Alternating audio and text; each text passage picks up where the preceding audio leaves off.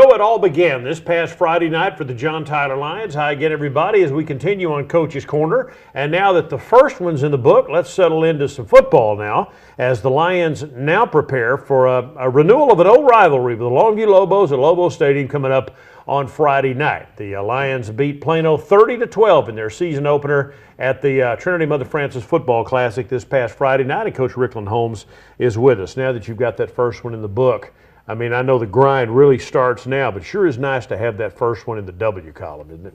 Anytime you start out 1-0 instead of 0-1, that's always a good motivation for your team to keep doing what they've been doing up to this point to win football games. You look back on that ball game, I mean, it was pretty slow first half, wasn't it? It was, and I keep telling my kids ever since day one, we cannot be one of those teams that start out slow and finish fast. We got to start out fast and we got to finish strong, and that's the learning process, you know, what you go through with the first ball game of the year. And, you know, with the weekly practice that we got leading up to Longview, we just got to make sure we take care of that and get better. First score or the last score, both by the defense. Pretty cool, huh? That's pretty cool. That's one thing we've been focusing on. Our defense has got to be a strong defense. Defense win championship, offense score a lot of points. So as long as we keep building on that defense and that offense keep going in the direction that they're going, up under Coach Blaylock, we're going to be just fine. Now, well, I'm sure we'll talk more about him in a bit, but the young man who had the pick six and then the scoop and score was Bryson Gibson, who's a junior. Tell us about him. He's a kid that played a lot for us last year in the secondary, and he's just basically building off of his last game, which was his best game of the year, which was the loss in the first round against the Mansfield Legacy. He's a kid a great track guy, uses his speed, he's built up his size. He's also our backup running back, so he has a lot on his table, and he's understanding that he has to do what we need him to do for us all to be successful. JT has a great history of defensive backs. I've talked to a couple of the kids, though, and I've asked them if they know who Gary Baxter, Chris Carter, Aaron Ross. Not all of them know that. Yeah.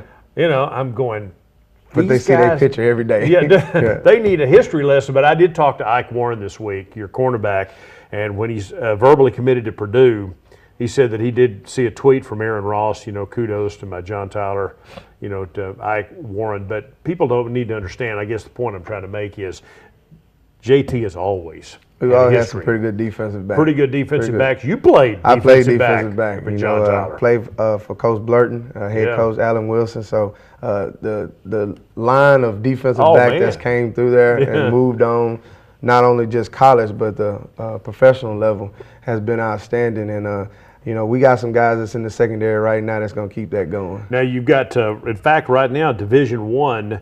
I know Chris Hackett at TCU. Yes. Tristan Wade at UT San Antonio. By the way, they had a heck of a game against University of Houston. They did. Am I overlooking anybody? We got Darren Flowers that's at Sam Houston. Right, okay.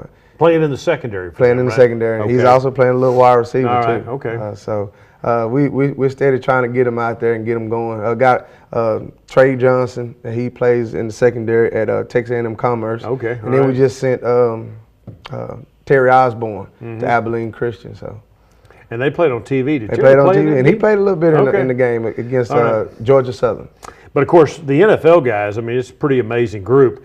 The defense as a whole, was that the highlight of the night for you to shut down Plano like you did defensively? Oh, most definitely, because of the aggressive style of offense that they do have. You know, that downhill, put it in your face, run over you type of mentality that they do have. And that's something that we struggled with for the past several years, which was stopping the run. Yeah. So focusing in on that, making sure we build on that, get that improved, and also continue our great coverage in the secondary, I think we're going to be a pretty good ball club. Yeah, you just brought it up. The knock on JT the past few years is a team that played smash mouth football could sometimes pretty much roll over us, and that needed to stop. Yeah. You think it has? It has. I believe with the progress that we do have with our defensive front, our linebacker play, our secondary continue doing what they're doing, I think we're going to put ourselves in a position to win a whole bunch of football games for the simple fact that we are going to be able to control the run, and therefore we can control our own destiny. Now, who are those young men? Need to give them a shout out because you helped Plano, a running team, to less than 100 yards rushing. on Friday night. So that's Braylon Jones, Yeah, the junior, stars and up who front. else up Stars there? up front with our two guys in the middle, Braylon Jones and Pierre Leonard. Then you go to the outside guys, which is Tillman Morgan and Jasavier Reese. Linebacker is Jalen Reese, which is the brother of Jasavier Reese. A sophomore, Shundrick Williams. And then we had a senior, Tony Johnson, that plays the other linebacker. Then you go to the secondary, got a sophomore, Damian Miller, that's playing the strong safety, and Bryson Gibson playing free safety. And then at the corners, you got a two-way starter, Nick Kane, and then you got Isaac Warren. Who already has verbally committed to Purdue. Yes. So pretty good talent, and Nick is going to get a scholarship. And Nick is committed to ULM. ULM. Yeah. But it's a talented group. But again, that's good stuff. Now, offensively, what'd you like? What happened because the second half it did pick up. Offensively, I like the line play. I see that we are getting better as far as knowing our assignments and sustaining blocks.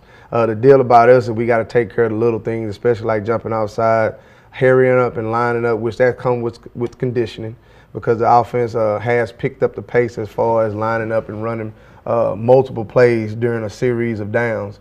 So that's one thing that we got to work on with them is, but as long as I still see the progressive getting better at knowing their assignments, sustaining blocks, but that's one thing we struggled with last year. We just wouldn't aggressively attack people on the front line. And that's something that Coach Gay done a great job with those guys, getting them to do that. And again, you grew up in a culture with Alan Wilson and Billy Blurton, where attack was, I mean, that for defensively, that was number one. If all else failed, just go hit somebody, That's right? it. Find somebody, hit somebody. Yeah. That's what we done. And that was one main thing that Coach Anderson has been focusing on, especially with our tackling drills that we do every day with our kids, is just being that aggressive style, run, find ball, hit ball mentality. Alan used to say, and I'm sure you've heard this many, many times, that he'd always say, well, you can get a quarterback maybe, and this was a different time. Now you're getting them all the time. But in his day, you might have a great quarterback once every decade, but you can teach a kid how to run the football and play defense. That's what he always said. Because defense is a reaction position. It's not like offense where we tell you, hey, go left, go right, block him, block that. You got to read people and you got to react. So as long as you're doing everything full speed, I tell the kids all the time, giving 100% effort.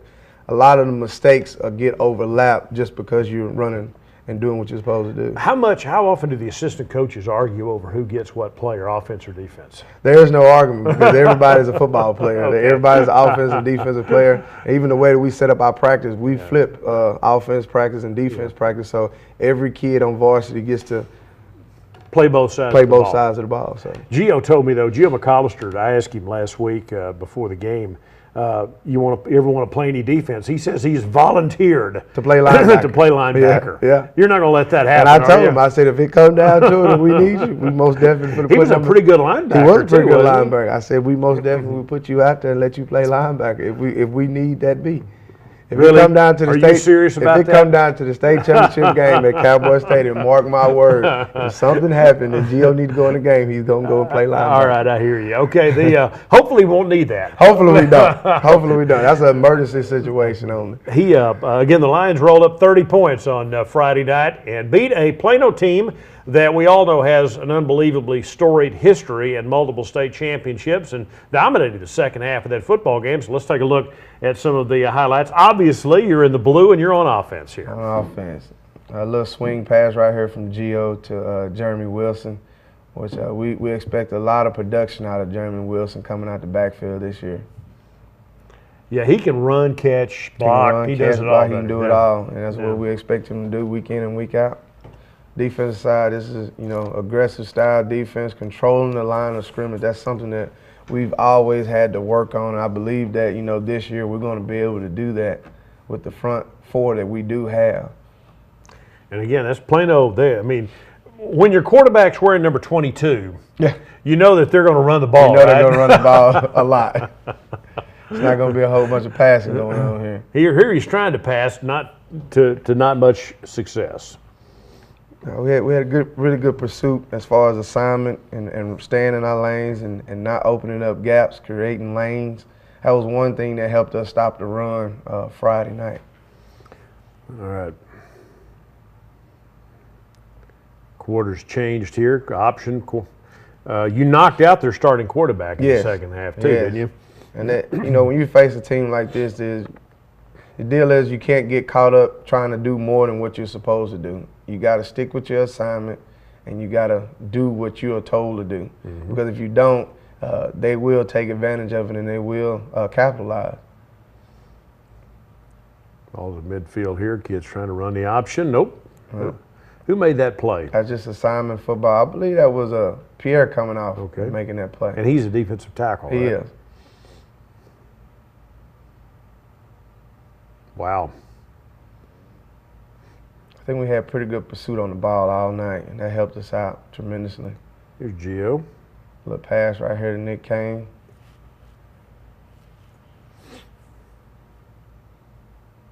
Going back and looking at this Friday game, it all started on Thursday. Our freshman B team ended 0-0. Yeah. Our freshman A team ended 7-0. And then our JV team ended 16-6. So we knew it was going to be a defensive struggle going into this game. And we knew it wasn't going to be a lot of points scored, but we had to make sure we made a statement on defense. Well, look how they're lined up here. I mean, this is the I formation. You don't see it. I mean, it's a great formation if it's run well, but you don't see it as much as you used to. You got 11 people inside the hashes. Yeah. That's an old John Tyler style offense right there. Yeah, absolutely. All right, there you go. Tied one back here, but still hand the ball off. And the thing I like about what we did on Friday night is we played on the other line, on the other side of the line of scrimmage with our defensive front. Last year we were on the line and we were stalemate, and either we got pushed back or we just wasn't driving hard enough. And right now, going against a very talented opponent like Plano and being able to do that, that gives you a little bit of vote of confidence that lets you know that, hey, we have improved in this area. We just have to continue to build on it. And again, they're just pounding away. Looking at as they prepare to run this play out of the I formation here. There you go. Good pursuit. They ran it 32 times and threw it 14. So that's a 2-to-1 ratio. Here you go. Who's this? Right here to Jeremy Wilson coming out the backfield. Again, I think we're still in the first half, are we not, with these highlights? I think so. Again, he was scoreless at the half, so there was a lot more defense than offense. Yeah. Like Tony Johnson was on that tackle. He plays linebacker. He does. Plays out strong backer, strong Sam backer. Try to run a little draw play here. What they try to do is get us a rush upfield, which that's something that we do. We're very aggressive. But as long as you stay in your lanes, you'll be able to control something like that. Good pass right here to Dontavian Gross. He's going to be as productive this year as he was last year. And he did that last year. He's a junior now. He's a junior this year. This is the interception right here to Bryson Gibson, which he shows his track speed getting into the end zone and made a great read on the ball and broke on it. Yep. So good for him. That got the ball rolling. That was your first score of the night. Who's this? Pass right there to Dontavian Gross. Okay. That's coming from Gio. I told him right there, he said, you got up celebrating too fast. You probably could have kept running because he really landed on the Plano defender. His knee wasn't even on the ground, huh? No, he could have got up and kept running. All right, they try reverse here. Your guys not fooled on that. Yeah, they sniffed that one out. That's just called being disciplined and staying at home, doing your job, what you're coached to do. Good pass right there to Nick Kane. And get the first down, keep the chains moving. This up-tempo offense that we have brung into play, along with our spread offense that we're doing, it catches defenses off guard. Now with the new 40-second clock rule, hey, as soon as that ball get down, we can go. All right, here's a touchdown. No, he ran out of bounds. On the other side, I sure thought he ran out of bounds because I ran on the field talking about 1-1-1, calling for the PAT to get out there. All right, your kickoff here. Just had to show off the leg of Luis Duran right there, our all-state kicker. He's also punting for you too. Yes, he takes care of all kicking duties this year. Last year, he shared the duties with Jose Perez.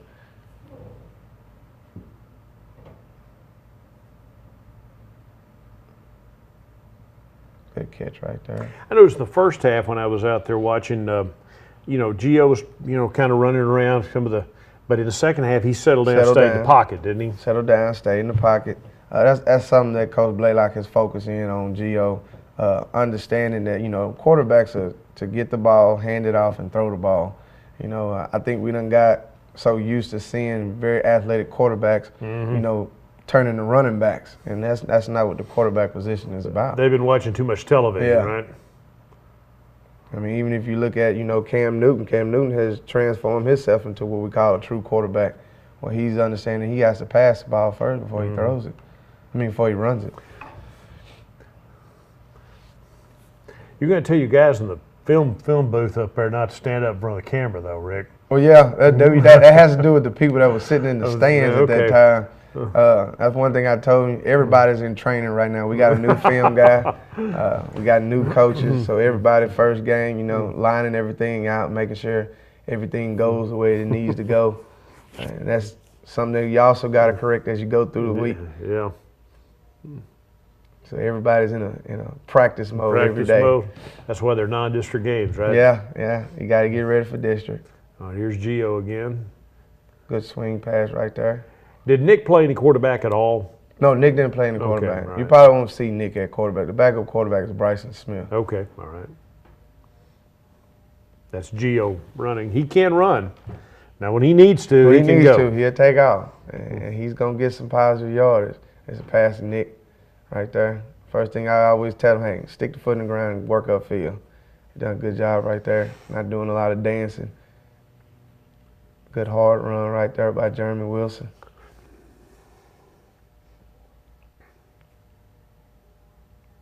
Good swing pass out there to Duntavian. And that's a touchdown. He goes into the end zone.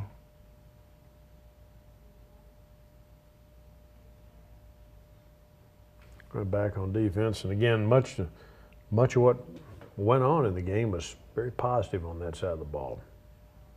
Good breakup right there by Ike. Do you put Ike, does he follow their best receiver around, or do you put him aside? We will when we face opponents like that, like especially when we get in the district going against the Kiki kid from Lufkin, we're going to have to make sure he eyeballs him. He's a dangerous player. Kiki Kuti is that kid's name. We'll hear about him later. Now here's the scoop and score. That's Bryson Gibson again. Yeah.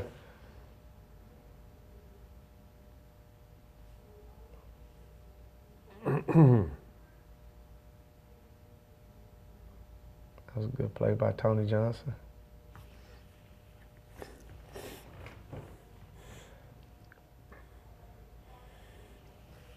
Now you put up your 30 points by now, so they're kind of winding the game down. The guys, down and dominating, taking care of business. So single out some guys defensively. Obviously, Bryson Gibson had the 2 scores, but who played well for you? Your leading tacklers, people like that defensively. Leading tackles was Bryson Gibson and Damian Miller. Okay. I believe that. And Miller's a sophomore, right? He's a sophomore. Really? I think coming up behind them 2 was probably Braylon and Pierre. Okay. And then Jalen Reese had a very good game. Good. He done exactly what a linebacker is supposed to do, which is fill gaps and create havoc. So he had a really good game against Plano. Ike, he's going to be Ike. He's going to cover up people, and he's going to protect the edge. He's going to do what he need to do. Those guys right there had a pretty good game. Finally saw what we needed to see from Jasavier Reese, which is coming off the edge, causing havoc in the backfield, making sure he's running flat down and not creating holes. He had a pretty good game. And then on the offensive side, the front line, they had a couple of offsides. Didn't have no holding penalties, which is a good thing. Yeah, okay. And like I said, they're probably about 3 weeks better than they were at this point last year. both Jalen and Jasavia Reese played last year quite a bit, did Yes. they not? Yeah, so they're veteran guys. They're veteran guys. So you've got some veterans, pretty good mix of veterans, but young guys coming up. Yeah, you know, like Bryce and Ike, just both of the Reeses. Braylon's back. He's just a junior. And he's just a junior. He started out last year as a sophomore. Yeah.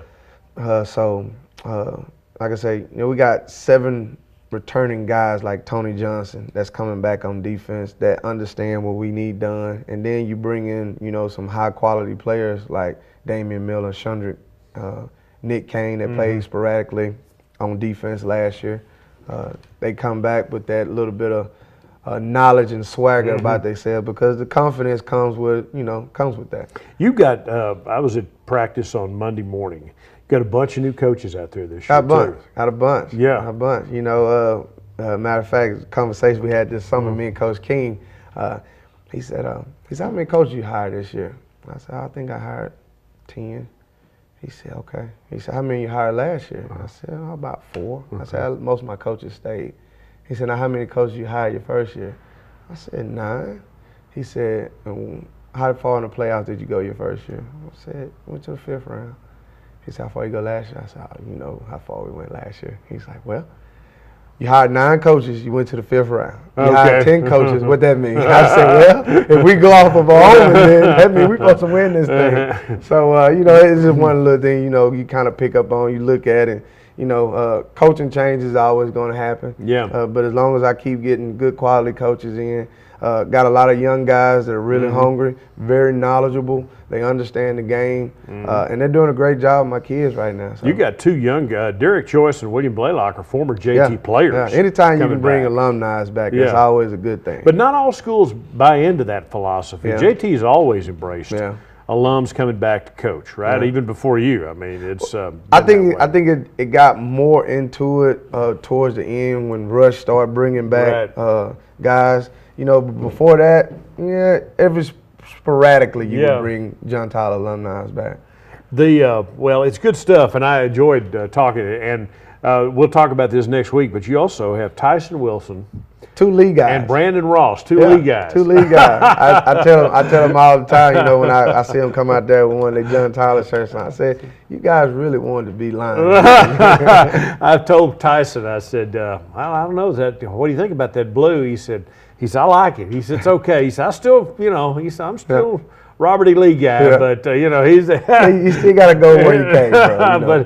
But he's having a good time, and those guys are, you know, they bring it. The young guys. The point is, the young guys bring an energy level to this, do they not? Oh, most definitely, and it keeps the kids motivated because they see the coaches moving around, they see the coaches involved, they see them getting in the mix, you know, and that lets the kids know, hey, these coaches really want us to do what they need us to do, and they're showing us, not just telling us all the time, and kids understand that a little bit better. All right, it's been. I'm thinking that you and I'd have to go back and look. You've not played Longview, and it's been this last realignment. Yeah, I think that was the first time that we did not play them these last 2 years. Right, they were in a different district. It was in a different district, and I think that you didn't schedule them because you kind of assumed you'd be in the same district, didn't you? And that's what happened. You know, exactly and what happened. You schedule these non-district games before the district realignment comes out in February. So by that time, you kind of had your non-district schedule set up, and because people ask, how can JT and Longview not play each other every year? Right? Yeah, exactly. You know, before like the last 2 years, we've been scrimmaging them, right? Because we couldn't play them in the regular season. So that was one thing that at the end of last season, me and King talked about. We said, hey, what we're going to do is we're going to set this game up for week 2. And if we do end up in a district, then hey, we just end up in a district, and we just got to go find us somebody for week 2. Right. But if not, we need to go and get this deal back going because it's great for Tyler and it's great for Longview. Oh yeah, it's a great rivalry. Yeah. And I know they're excited now. Probably less excited right now because they lost to Lufkin badly on Friday night. What did you see in Longview? What are they not doing right now? They're still aggressive defense. They're still flying around and they're still hitting people very hard. On the offense side of the ball, they're struggling. Mainly with their run game because of the absence of their superstar running back that they have. Yeah, Jermichael Hasty. Yeah. So, you know, that's a little different offense. But defensively, they're still the same. They're still the same. And we know what that is. Again, they're very They've always Very been aggressive. smash mouth, very Smash aggressive mouth defense, line up, give me what you got, and I'm going to stop it. And again, going over there, again, people don't, unless you followed East Texas high school football, JT and Longview were in the same district forever. Ever. I mean, when you played, you had some epic battles. Most definitely. With the Lobos. With the Lobos, and it's always been that way since day one. Longview and John Tyler have always had what they call a love-hate relationship. Yeah. We get along until it's time to play, but then when it's time to play, it gets real nasty and grimy and gritty. And it's not just the players, it comes with the fans too. And more often than not, that game has decided district championships and stuff like that. Yes, I know my 4 years at John Tyler, it came down to John Tyler and Longview for a district championship. Yeah, so that's, so there's history there. So you're excited to be back, but not being in the same district as them, if you, assuming playoffs and all that, don't you match up with that district in the first round? We would. You can play them again. We could play them again. They win district, we win district. The way that the alignment goes, we could meet back up probably third or fourth round. Third or fourth round. Mm-hmm. So you have to pay attention then. You got to pay attention. What about Coach King? I mean, I've known him a long time, as you have. They've changed coaches, but they don't change that often. But they still seem to run. Some schools kind of do what they do. Yeah, don't they? As long as the head man is there, things are gonna stay consistent. But even before that, Coach Collins before him, and Coach Biro before him, and I think the last Coach King was up under before King actually took over. So he just kept things rolling in the direction it was rolling in. So when you describe Longview, how do you describe them? What do they do? Tough physical team. A lot of aggression, a lot of attitude. Very disciplined as far as defense goes. I think offensively sometimes they get out of whack because they have so many great athletes. But overall, it's a great team, great East Texas team that competes well for the playoffs every year. So you're not buying into them being down this year, I guess, Oh, no, not at all. I think Longview is Longview, and Longview will always be Longview. Just like John Tyler will always be John Tyler. How'd you come out injury-wise Friday night? Injury-wise, we still, still praying to the injury guys. We don't have anybody that going to be able to miss because of something dramatic. But right now, we're healthy, and we're still moving forward. Morning practices are still going great, and the kids are enjoying it. They're learning.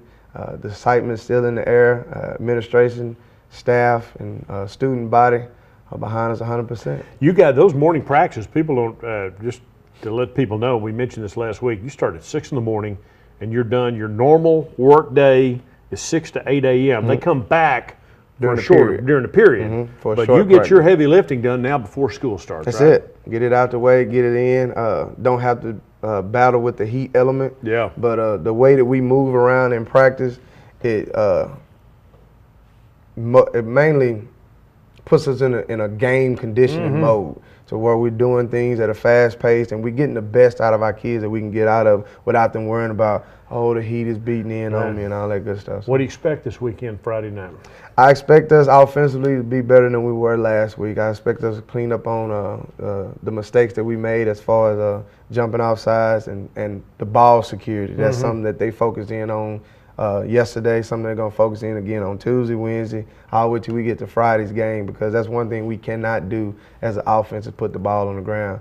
Defensively, we have to continue to be disciplined, continue to run to the ball, and be physical. As long as we continue to do that, we'll be just fine. All right, go get them. Go get them. All right, the Lions and the Longview Lobos at Lobo Stadium at 7:30 on Friday night. JT deserves and needs your support as they go to Gregg County for Game 2 of the season. For Coach Holmes, I'm Bill Coates. Thanks for joining us.